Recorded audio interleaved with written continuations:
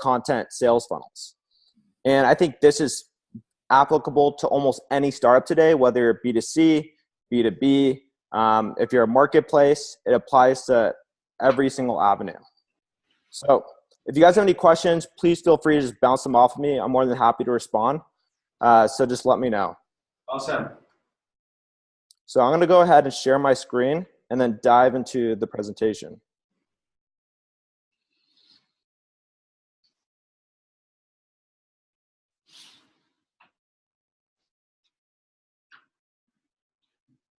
So let me know if you guys can see it. Awesome. Well, presentation is called content marketing, and I want to keep it simple because it really is that simple. Many people tend to overcomplicate content marketing, and I bring it down to the basics, building relationships and just putting out pieces of content that really pull people's emotion. And I'm going to walk you through a story right now, a story of how I learned how to do this over the last 5 years. So it wasn't something that came to me as an epiphany, and I said, I finally figured it out. It was actually a skill that I was building over 5 years through a lot of trial and error. So you have all these big names, Grammarly, Dr. Chrono, Looker, Marketo. And the funny thing among all these companies is around 4 years ago, I applied to each one. And these companies were relatively young at the time. Most of these companies actually only had 20 people on their team. And the common theme behind all of them is none of them hired me, even though I interviewed with all of them. And now they're either worth $100 million today, and some of these companies are worth even $1 billion. So you miss opportunities, and that's totally fine. But when you do miss opportunities, you get to go down a different path, a path where you more have to bootstrap your life, right? So what I like to say is desperation breeds potential. So at the time, I had ran out of all my money, and I was living with my dad in a very small apartment. And I was wondering, how can I pick myself up again? Especially because I had just come from 2 startups that had failed. So I had been the founder of my own publication online, similar to Elite Daily, BuzzFeed type of content. And it wasn't a great business model. And I was also very young. So I didn't understand a lot about building a team. And I threw my first punch out into the wild saying, I'm going to build a startup. And then it came back and hit me. So I tried again as a VP of marketing for a mobile app startup. And during that startup, it was the first week, and Scott Case, who is the co-founder of Priceline, he actually met with me and he looked at our mobile app, and the first thing he said was, this is a piece of crap and it's going to fail. First week I was at the startup. And I was like, wow, this is pretty brutal feedback, especially coming from somebody who founded one of the fastest companies to get to $1 billion valuation. And I was taking all this in and thinking to myself, startup life is really hard. This is far, far from easy. How do I go about this? And then I get rejected by these 4 big companies, and I have to think of what can I do different. So I started reading. I started reading a lot of books on business, psychology, marketing, probably the same thing that you guys have. You guys went down this journey and said, okay, let's read from the best, right? And study them. Let's listen to podcasts. Just find out what the top VCs, entrepreneurs, and founders are saying today about how to build a business. So when I did this, I came across a lot of different books, but the books that I found the most fascinating were on neuroscience and understanding the psychology of people as well as the psychology behind writing. And then I had a simple idea that came from this. And this simple idea was that the best marketers in the world existed long before social media, right? You had the Martin Luther Kings of the world, you had the Gandhis of the world, the people who were able to create movements and actually move like 1 billion people, right? Or even 100 million people. And I said, what did they do differently? Because if they could create such a big movement back then how can we do that today? And how can I do that for my company? So I started studying people like MLK, and I started reading all their biographies. And I found out that they had one thing in common. They documented everything. So during their entire life, they're either writing or speaking about all the actions that they were taking, right? A lot of externalization. Today, there are other ways to externalize it, right? You can write statuses on Facebook. You can write statuses on LinkedIn, statuses on Quora. What they had available was just writing for their local newspaper or just traveling around, speaking on stages. They didn't have as many avenues as we do today. And that's also why we're so fortunate, is that we do have these distribution channels. So I've used these distribution channels to help document a lot of the work that I've done over the last 5 years. And I turned into several books. And these several books are on the top of Product Hunt, which is pretty cool. And they're able to generate lots of awareness about how you can do marketing today, but also showing people all the things that people are not talking about in the marketing world. So I've been putting out a lot of this content for free. And the reason for that is that it hasn't been talked about much. When I moved to Silicon Valley, and like many people do, they see Silicon Valley as the center of the world when it comes to technology and innovation. And I had thought the same thing. And when I moved there, I felt like I had almost like come into a place where they almost lied to me. And I didn't find that necessarily true. What I realized is that because the internet now existed, is that you could be connected to innovation and the most cutting edge growth hacking in the world just through online communication. It had nothing to do with where you're physically located. So when I started studying and getting connected to people online who really knew a lot of answers to the problems that I was trying to solve, whether for startups or even for my own business, I realized that these people lived in LA, they lived in maybe Belgium, all different parts of the world. And to me, that was so fascinating. And while I was studying Gandhi, MLK, and a lot of these thought leaders that were able to create movements, I noticed they also had another attribute in common. And that's that they created far more than they consumed. So they spent around 90% of their time creating and another 10% consuming. But if you think about how we spend our time online, most of it is in pure consumption mode, right? We're looking at our Facebook newsfeed, LinkedIn newsfeed, our email. Rarely are we actually creating a piece of content for others to consume. So I thought about this and I was like, why is this so difficult for people to create content today when they're online?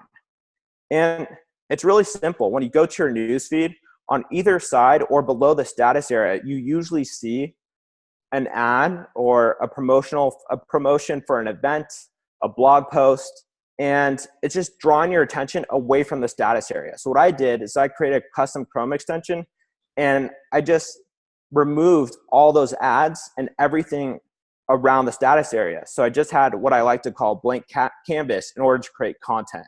So whenever I go onto social media, Facebook or LinkedIn, all I see is a simple area where I can create. And I said, what can I do here? And I had all these ideas come to me. And it turns out that a lot of these ideas were very new to these platforms. And one of the things I also noticed is when I couldn't see other people's content, I started messaging more people rather than just liking their content. And it seems so simple, right? You're just messaging people, creating relationships. But what I like to say is if you go on Instagram and you like somebody's post and you're the 100th like on their post, chances are they're not going to notice you. And what's going through your head is when you do like that post, you're like, well, I hope they notice me. And they just never do. It's not true.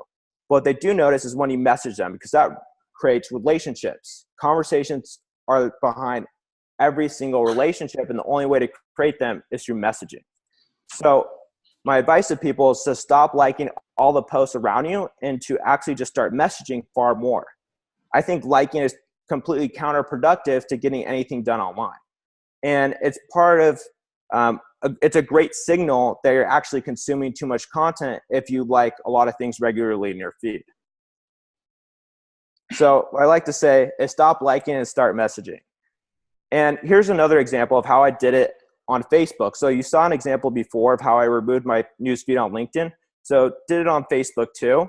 And now I had a ton of room to concentrate on what I could just create here. Am I going to write a long form status, create a live video, or maybe even create an album, whatever it might be. So one of the things that I noticed early on is that if I started writing, it was actually a compound skill. What do I mean by this? So if I'm writing today and I write for the next 30 years to grow my business, then my investment today is actually going to give me 30 years of benefit, right? And there's not that many compound skills. Like you have things like playing music, maybe staying healthy, right? A lot of these things just compound over time. But the problem is a lot of growth hackers, especially people who try to scale a company very fast, they rely on ways to market themselves that don't compound. And what I mean by this is that if you're using like the next growth hack and you're just trying to use it up as much as possible for the next month until a social network bans it, that's not a scalable way to build your business, and you'll ultimately fail. So you have to think of things that compound, and for the most part, that's content marketing, right? Content marketing is creating video and writing. That will always be there.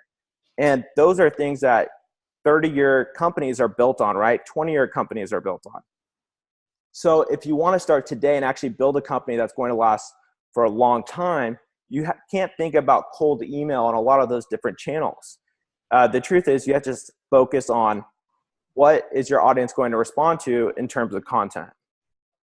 So for me, that was writing. And I've been writing every day for 5 years. And some of the cool parts about that is I now write some of the best copy on the web. And what I like to say is that through just messaging and writing engaging content, you can sell thousands and millions of dollars worth of services. You actually don't need anything that's special online. You don't need a fully fledged sales funnel, everything from landing page all the way down to payment page. If you have a landing page and you can capture leads, all you have to do is reach out to these leads, right? The highest quality ones, maybe the top 10%, and start relationships with them. Ask to interview them, get them on the phone. And it's that simple to be selling online. We sold millions of dollars of our services for our agency without ever having a payment page, right? And it's funny to think about it that way. And you can do the same with services, especially if you're selling to enterprise. And it's one of the easiest ways just to get validation early on. Like, you don't need an entire sales funnel at all. You just need a landing page. So what I like to say is that, if you're going to build a landing page and MVP it, you can't care about what everybody's doing, right?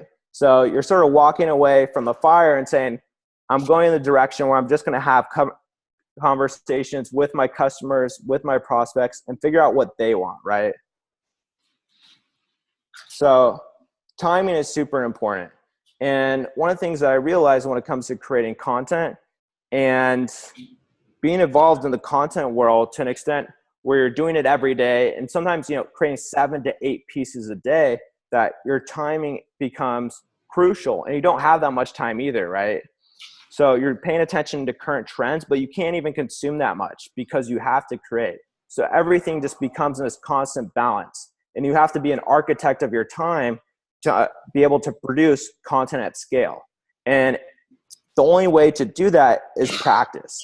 And there's no other way, right? But at the same time, it's a compounding skill that will enable you to get traction. And the more you invest in it, the more traction you'll get. So what I like to say is you have to have an abundant mindset when it comes to investing in compound skills. So if you invest today in writing, your writing may be really bad today, or video, right? But over time, it's going to become a lot better. And you just have to be okay with that you're not going to be that good up front. And that's totally fine. And as long as you're okay with that and you have that abundant mindset that your skills will eventually compound enough to where you'll see maybe 100x a gain or 1,000x a gain, you'll eventually realize it, because that's what I saw. And like Thomas Edison, sometimes it takes 1,000 tries, right? And it's never easy. For me, when I went viral on LinkedIn and racked up, I think it was close to 200 million views over the span of 6 months, one of the things that people don't realize is that took close to 200 posts, right? So most people just post several times, even if it gets a lot of engagement. And then they'll think about it and just pause and start over questioning, what do I post? What type of content will people like from me? How do I come up with new ideas? Rather than just starting and continuing. But that's where I succeed, because most people won't do that. And the hardest thing in any area of content marketing is just consistency. If you're consistent, you'll eventually win. And that's all it takes. So what this allowed me to do when I was working on my writing skills, and now I run the largest community online for marketers and founders. We have a little over 18,000 members, and we have chapters all over the world. And I write copy every day supporting this group, and it's one of the big benefits is not only drives traffic to places like Product Hunt when I'm launching new books, but I'm also able to generate a lot of clients from here, right? And this group took me around 2 years to create, but at the same time, I would say around 4 months after really understanding how to drive traffic here. And a lot of that came from just understanding how to create a group that's better than other people's groups, right? And at the time when I created this group, there's nothing to go off of. Facebook groups are relatively dead. Granted, they had just changed their mission and now they're all in on groups. But at the time, there might have been several groups that were popular in the entrepreneurial space, but that was it. Zero competition. And when I started it, one of the things I realized was how to create an addictive loop. So if you get a notification on Facebook from a group and you click on that notification and you come to my group, the reason is because it has good content. Now, let's say you click on that notification and you go to the group and you see a question posted. So if you see a question posted and it doesn't pertain to you, the chances of you clicking on that notification again when it pops up goes maybe to 5%, maybe down from 80% all the way down to 5. So that's why you only let certain pieces of content get posted. And for me, I said, okay, what if I just post one thing a day, but it's just the best piece of content possible? And that's what I did, right? And I eliminated 99% of posts. Most groups have, I would say on average, at least 5 to 10 posts a day. My group only has 1. And how I create this addictive loop, one of the most engaging groups, is that people just know every time I post, there's value. And it was as simple as that to differentiate myself, just understanding how to create an addictive loop with the community. And what that's done is not only, help build one of the first communities around an agency, which is just incredible in itself, but really help propel other channels I've been on. So such as Quora. So I'm one of the top writers on Quora. And one of the cool parts about Quora is that it prompts you to answer questions. So I went through Quora and I answered around 530 questions today. And it didn't drive a ton of leads for me, does for some type of companies, but what it did is it created a backlog of content. And what I love about this is that I then had content I could post on Facebook, I could post on LinkedIn. So I started reposting all this content on these different channels. And for every one post on Quora, I could probably repurpose it onto Facebook, LinkedIn, and Medium. So it's actually worth so much more than just one answer, right? And when I noticed that, I just went all in. And I started writing answers to these questions, sometimes 7 answers a day, just because I knew the value of repurposing it was so big. And when I started repurposing it on LinkedIn, the first piece of content I shared there got around 7,000 engagements. And now, then I started averaging around 5,000 engagements per status, just because I could pull from my best content. But here's the cool part, is that one of the reasons why I was able to stand out on LinkedIn is I asked myself a simple question. So if you look at the newsfeed on LinkedIn, you look at the status area, hundreds of millions of people are viewing this status area every year, right? Maybe every month. And now one of them asked, what if I consistently told stories within the status area? Would that get engagement, and would it get enough engagement to where it could actually help my company grow? And it seems strange because that's such a simple question, right? You have 100 million people viewing this newsfeed every single month, and yet nobody had asked that question, or at least had asked that question and took initiative upon it. So I was the first person to do that. And I started writing out these stories and basically copying a lot of them from Quora and just putting them here. And what that did is that was the reason I was able to get close to 200 million views in the span of 6 months. And that 200 million views translated into us having one of the fastest growing companies in Los Angeles. So, and whenever you do something innovative, one of the cool things about it is that people report on it, right? So I was able to not only write a book on it and have it to be one of the most popular books ever on LinkedIn, but we had routers create a whole TV segment about me, as well as LinkedIn. BuzzFeed has featured me twice. Forbes has featured me for LinkedIn writing 4 or 5 times, and same with Inc., right? And then I was on a very popular podcast as well, all because I did something new, right? And all these opportunities are all around us, right? 100 million people were viewing the status area every single month, but I was the only one to ask that question and take initiative. And part of it was, as you go back to before, I took away everything around that status area. I took away all the ads, all the shared content, and I just asked myself, what can I create here that's different? And through that, we were able just to create extremely fast growing business through an entirely new traction channel that hundreds of millions of people already had access to for free. So here's a funny case study as well. So one of the things that I like to talk about is it's very easy to go viral. A lot of people don't understand the concepts behind it. So Olly Be, he became famous because he had this video of him and dressed up in a nerdy costume sitting in the front seat of an Uber car. And he started rapping while he was driving his passengers around. And my team was actually the team that helped him create this video. And we were able to pitch it to different fan pages. And through pitching it to these different fan pages, what ended up happening was a couple of them picked it up and shared it. And then all of a sudden, a couple bigger ones picked up and shared it. But we just kept reaching out, making sure we were getting in contact with the admins of these fan pages to help the process move along as well. And in 2 weeks, the video had close to 100 million views. And then not only did it have 100 million views, it drove 300,000 fan page likes to his page, and then 50,000 YouTube subscribers. And the crazy part about all this is that the idea wasn't even original. So we had seen a video that had gone viral before on Facebook, and it had to do with someone in an Uber car who was driving, and he was rapping. The difference is we did the same video, except put him in a nerdy costume, right? And that's what we're doing with LinkedIn. We're taking content that went viral on Quora, putting it on LinkedIn. Content that went viral on Facebook, maybe putting it on Quora, right? And people like to think that consumption habits change across channels, that we like to consume different content on LinkedIn than Facebook, or on Facebook than LinkedIn, but it's simply not true. It's actually same content on one platform will sometimes perform just as well on another. And after learning that, I was able to take advantage of it.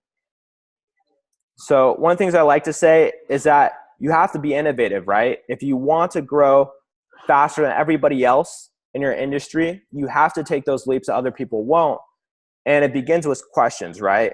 So simple questions that sometimes millions of people are seeing, but they're just not asking.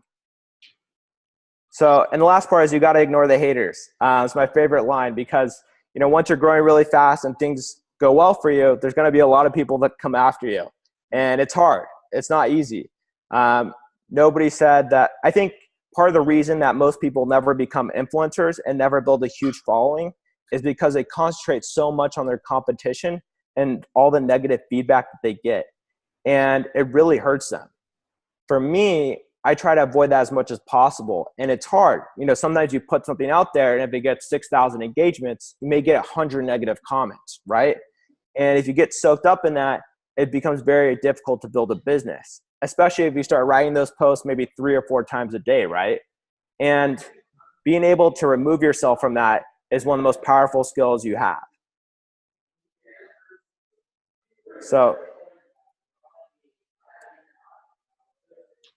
I'm gonna stop the share, guys.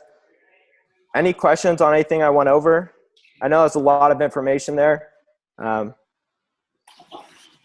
Awesome. Thank you for, first of all, Joshua. Any questions from the audience? I'll kick off with a question that I have. I mean, the core message here is concentrate on creating rather than consuming, and with that, basically, A/B testing what works and what doesn't in different channels, right? So I assume, and this is just an hypothesis, that for most of the entrepreneurs, writing content, regardless if you are a US native speaker or non-US native speaker, is a challenge, especially content that is engaging. What kind of a hack / automation, what do you suggest for people that are in this position to say, you know, writing is not my strength, how can I do it? Yeah, great question. So one of my good friends, his name is Savas. He lives in Greece and he runs a company called Viral Loops. So he's not native when it comes to writing English and just having great writing skills. So he actually just took a couple of courses and now he writes copy all the time. So there's a great course out there called Copywriting. It actually starts with a K, and it's one of the most popular copywriting courses. So after going through just a couple of courses, he was able to actually become more of a thought leader on LinkedIn as well as Facebook in the B2B space, which was very cool to see. Oh, that's super valuable. Another one to follow up with. Any questions here? Yes, please, Dante. I am not so clear about how did he make a difference. I didn't get that part. He writes, he creates something, but what he does different that he makes such an impact. Okay. So what is it basically? The result is you're writing a lot. The question is you're writing a lot. But how are you, like, what is it that you do different compared to the others that creates, that created for you so much success? Yeah, great question. So one is I invested in a compounding skill. So 5 years ago, I decided that I was going to write every day. So now I'm one of the best copywriters. And just because I invested on something that lasts for so long. So if you invest in a coding skill, such as, let's say it's Swift, and Swift only lasts for several years as being popular, right? Then you have to almost start all over again. Granted, you still have some knowledge base of coding, but there is a level of starting over. But if you do more artistic skills such as music, writing, shooting video, those are the skills that are going to last forever, right? And then second of all, is one of the things I did was I wrote stories. So not a lot of people write stories online. Very, very few, especially in the entrepreneurial world. It's so hard to find story content, even on Instagram, Facebook, LinkedIn. It was this wide open space. So as soon as I just started writing stories in the LinkedIn status area, they were going viral because no one had done it before. What type of stories do you write? Do you write about yourself? Do you write about other startups? Like, what is the subject? So the question goes in direction, the story type. What kind of stories? Is it about you, about others? How do you choose the topics, the content directions? So that's a great question. What I do is I tie my company into every single status, which allows us to get awareness for our company, but we do it in a very organic way. So I talk about hiring. I talk about different risks that I've taken in my startup, how we got a big office before we could even afford it and ended up filling it out, that we got hit by a hacker. I talk about all these crazy stories, right? And people love these stories because they build trust with my business. Even talking about how someone hacks your business builds trust with your audience because you're actually being vulnerable about it. And as funny as that seems, it's actually true. And the reason for that is that no one else is transparent about what's going on behind their business. So if you could be one of the few, you'll stand out. And I think I try to take almost every opportunity to be able to tie a story into my business. And part of it is just being resourceful and just looking at different scenarios during the day, whether that's coming out of a meeting. I like to say if you have meetings, you have content. Because what are meetings for? You have a problem and then you go to a meeting to solve that problem, right? And then you're going through this journey and now you can write a post about it. Hey, we're trying to figure out, who should we hire for next? And we have 3 positions to fill, right? And you start a story like that. And that alone reveals some part of vulnerability because it's saying you have to overcome a hurdle, right? And people get drawn in by those type of stories. And granted, it's harder because you have to be a little bit vulnerable, but this is what people pay attention to and it's what they read today.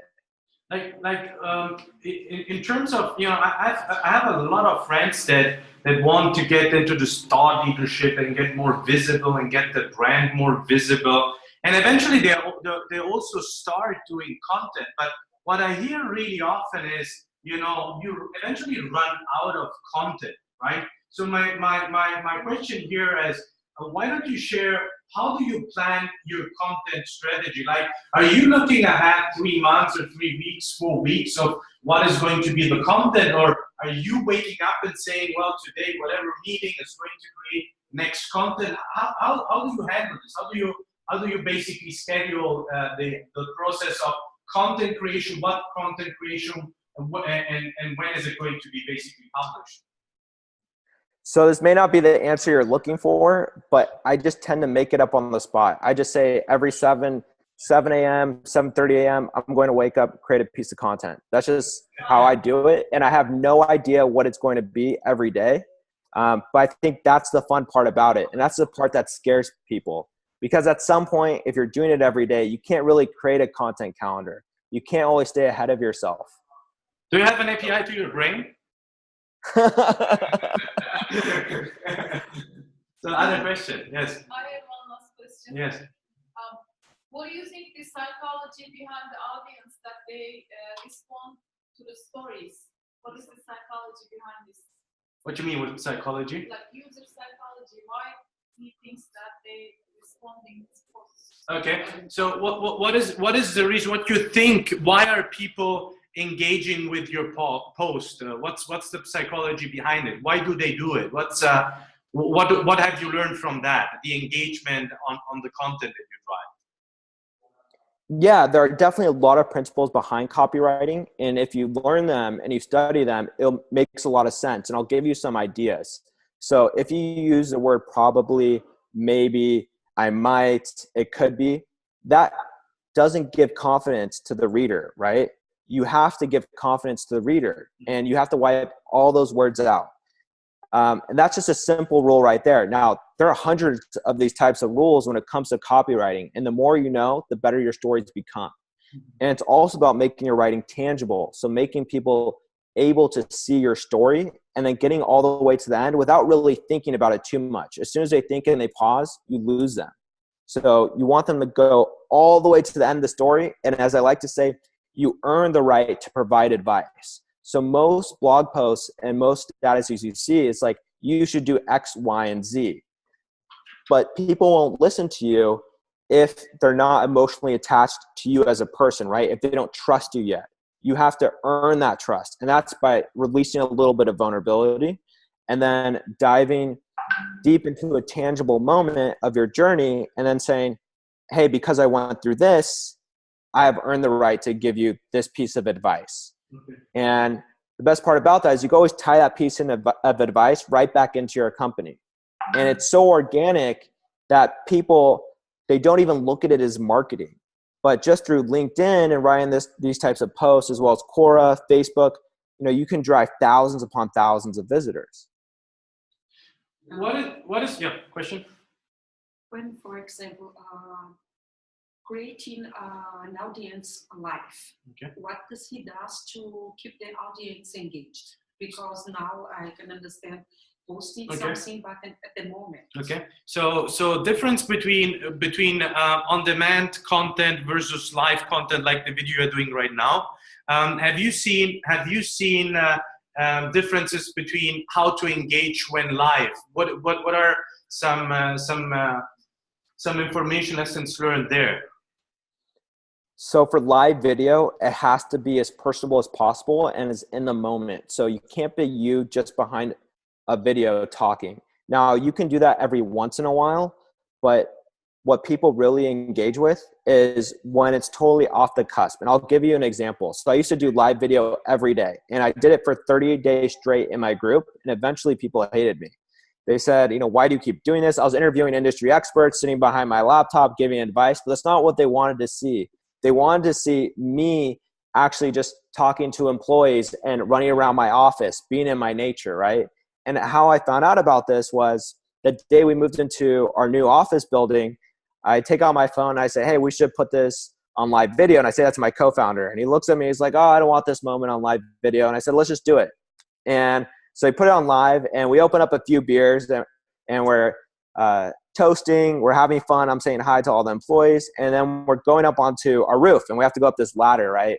And while I'm trying to climb up the ladder, I have the phone in one hand, and then I have a beer in the other. And all of a sudden you see the viewership just spike. Like people are like, is he going to make it up the ladder, right? And I take 4 steps, and then I'm like, oh, there's no way that I can make it up. And I hand the beer off to my co-founder. But just through that type of vulnerability and being that in the moment, that was one of my most viewed videos ever, right? And people kept telling me, they're like, I love your office. I love all the energy there. And I laughed about it. Like it was so funny. But again, I'll go for it. the content is really conveying authenticity rather than made up, and produced content, right? Correct. You want to show your company's culture. You want to show your energy. You don't always want to talk about your product, like talk about your team members. Okay. And if I was, showing us going out to lunch today and then talking about marketing on the way to lunch, making it very organic like that, that's what people love. Okay. They don't like it when you're just sitting right behind a computer screen in your office. They just don't feel that energy that they need to, right? And I like to say that whatever room you're in, you should have 2x the energy of everybody else. So if you're on Facebook, you have to have 2x the energy of them. If they're sitting down looking at their phones, you have to be walking. Okay. And in terms of content types, so infographics versus videos versus copy, what's your experience there? What do you suggest for a company starting out in the States? Is it a mix? Do you prioritize something? Also in terms of search engine optimization, what's your take there? So I used to be a big fan of infographics, not as much anymore, because with Google can actually penalize your SEO if you just have one big infographic and not a lot of text on your page. And that's something I found out about recently. I think it was around 4 months ago. So unless you're going to write a huge blog post with an infographic, it's almost not worth setting it up. Or unless you're confident that you can get a ton of backlinks, then that's a different story. But if you're not confident that you can get a ton of backlinks or you're going to write a huge post with it, then avoid infographics. With that said, one of the things I love to do is more of engineering as marketing. So I like to build viral landing pages, stuff that really attracts quality backlinks. And I'll give you an example. So I was talking with the head of growth for Canva recently. Canva is a huge company. Many of you guys know of it.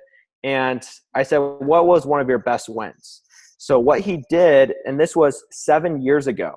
7 years ago, he built a single web page, and it was just this brain, it was 3D brain that you could dive into and look at all the different parts of the brain. It was super cool for something 7 years ago, right? So when he launched it, he did it with knowing in mind that EDU sites, the most backlinks they give to other websites go through their neuroscience section of their curriculums for schools, right? And he knew that. So he said, if I create something around the brain, I can get a lot of EDU backlinks. And this was one of his biggest ones ever. And he got close to 600 backlinks, and around 300 of them were from .edu websites.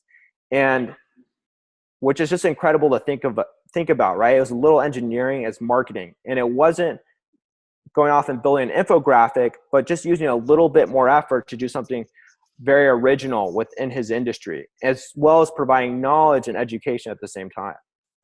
No, that's amazing. How much, if you write content, how much do you, because ultimately the goal that we want to achieve as entrepreneurs is getting market access and having wins, right? How much do you sell? Content is ultimately a soft sell to create sympathy, achieving trust, getting more and more visibility, and then winning a customer. So when do you start selling when doing a content? What's your, if you have to split it in percentage, what's your take there? So that really depends on your business. I'll give you an example for my business and then a couple other businesses. So for my business, our average deal size is around $20,000 a month, right? So it's not really direct sales like buy now. You're talking about we have to have sometimes 15 to 25 conversations before we actually make the sale. It's around a month and a half to 2 month sales cycle. So very different. It's very much around brand awareness, but at the same time, we're also driving a lot of people to our website. So we keep pointing back there. And how that's done is simply by tagging your company in your posts. Okay. And you're never tagging the actual website. So you're tagging a place where they can go to a landing page that's still on that social platform. And the reason for that is that if you tag an actual website, it decreases your reach. And if you put a website link in your LinkedIn status, you're not going to reach anybody. What I do for LinkedIn is I tag my company page. And by tagging my company page, they go there, they read the description. It's basically like a landing page. And then there's a link right there, right? Link says, go to the website. Okay. So, and company pages actually give you statistics on how many people you're driving. So we knew on average, after starting on LinkedIn around 8 months ago, that we were driving around 30,000 people a month to our company page, which is just incredible to think about. And it's basically driving 30,000 people to a dedicated landing page explaining your company. And then for Facebook, it's a little bit harder, right? And same with Quora. And that's why I don't focus a ton on trying to drive people to a website from Facebook and Quora. What I like to do there is just build build more of a nurturing community and do more giveaways and get people to actually get on lists. And how I do that is simply by adding a ton of value with a giveaway. And what it may look like is if you take X action and then comment below, I'll send you the link. Stuff like that, where you're getting people involved in comments, and maybe you're getting 300 to 400 comments per post. And it's very realistic if you're doing giveaways. That's really cool. So I can dive into some other business examples as well. So I would say copywriting and this type of stuff that I'm doing right now works best for the B2B world by far. If you are selling to more of a consumer market, it's a little bit more difficult, but there are ways to scale this. And I'm going to tell you how we're doing it and how it's working really effectively for us. And this gets into a little bit more growth hacky stuff, but I think you guys will like it. So what I realized is that, we don't always have to write our own content. So we have writers that write people's content, and we're getting them to write our employees' content. And we use tools that auto-connect to our target prospects at scale. So if your target prospect is a certain person within a city with a certain job title, we'll add those people to our employees' networks at scale. And we use a tool called Linked Helper that automates this process for LinkedIn. And then what we also know is that you can get Facebook URLs at scale from sites like Crunchbase as well as AngelList. So if you want to add people to your Facebook friend network at scale, you can do that as well. And if you have 4 people doing this, you could fill out in total 8 different profiles. So you're talking about 20,000 people across Facebook. And then because you can have 30,000 connections per individual on LinkedIn, you're talking about 120,000 connections on LinkedIn. And then you can actually export all these people and do remarketing to them via Facebook ads. So we started doing this recently and have seen great results. All the ads that we run are 10 out of 10 relevant score. And it's to our exact target prospect, right? Because we know that we added someone from a list of URLs that were carefully selected. And we're doing it in an automated way, which is saving us time. I gave out a Chrome extension, and it's on the blog right now. It's also in the Facebook group for automating friend requests on Facebook based on URLs. So if you guys want to check it out, it's already in the Facebook group.